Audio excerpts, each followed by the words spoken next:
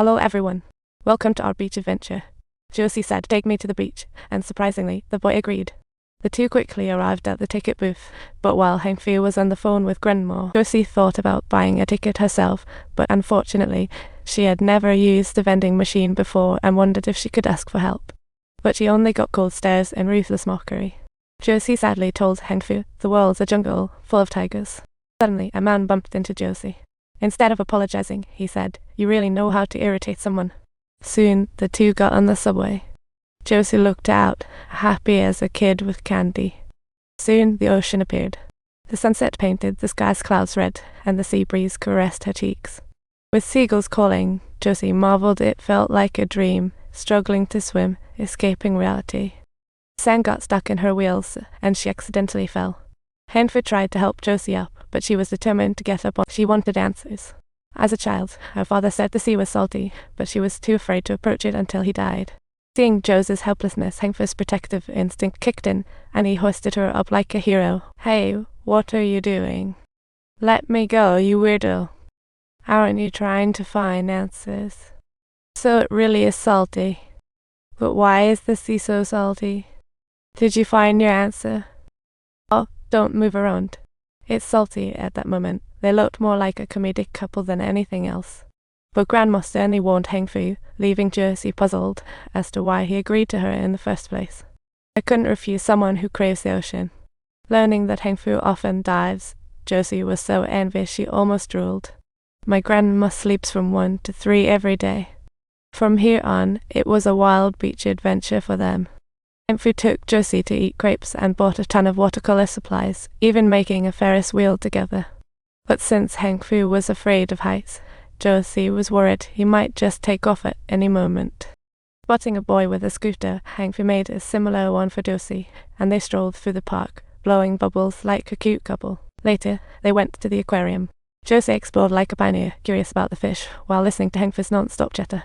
Back home, Josie gathered her hair for the first time and painted the beauty she had seen. In fact, Grandma noticed everything. She never expected Heng-Fu to dare take Josie out, nor how quickly Josie recovered. One day, Heng-Fu sneaked Josie out again, meeting librarian Cauliflower at the library. She mistakenly thought Heng-Fu and Josie were a couple, which made the prickly Josie feel very bashful. Wanting to learn more about Heng-Fu, Josie visited the swimming pool where he worked part-time, but seeing him getting cozy with Xiaowu filled her heart. She saw Xiaowu liked Heng-Fu, so Josie dismissed him. Heng-Fu thought, puzzled, do such girls really exist? Fortunately, she received a scholarship to study abroad next March, leaving just half a year. Josie secretly went to the library and saw kids gathered to hear a story, but she was too nervous and waved her flower instead. Cauliflower noticed Josie's artistic talent and encouraged her that she could try becoming an illustrator in the future, maybe even publish her. That night, Heng-Fu came to Josie's house again. The girl kept teasing him with sharp remarks, but the moment the lights went out, Josie was completely moved by the scene. It was the first time she saw such a beautiful horned sea fairy, but when the gentle light turned back on, they were so close to each other that Josie shyly pushed the boy away. From that night on, Josie began to pay more attention to her appearance. Grandma watched as Heng-Fu and Josie left in front of her, pausing for a moment, then after seconds, suddenly laughed as if it all made sense. This zoo trip, Josie thought tigers were scariest. But as long as Heng-Fu was by her side, everything felt so safe. On the way back, Josie chose a particularly romantic path, red leaves wrapping around their eyes like charming winter snowflakes. "I love Josie's art," one of the staff even said. The girl told Heng-Fu she wanted to be an illustrator and was working hard for it, planning to revisit the zoo next spring. She also wanted to tell him about studying abroad, but couldn't bear to hurt him. Not long after, Grandma passed away, and the sudden sorrow was too much for Josie to bear. Josie had no tears left to cry, and could only tell Heng-Fu softly that she wouldn't be able to afford caretaking costs anymore. Soon after, people from the welfare committee came knocking at her door. When they learned that disabled Josie relied on painting to live, they crushed her dreams. "Topina, you should just find a job.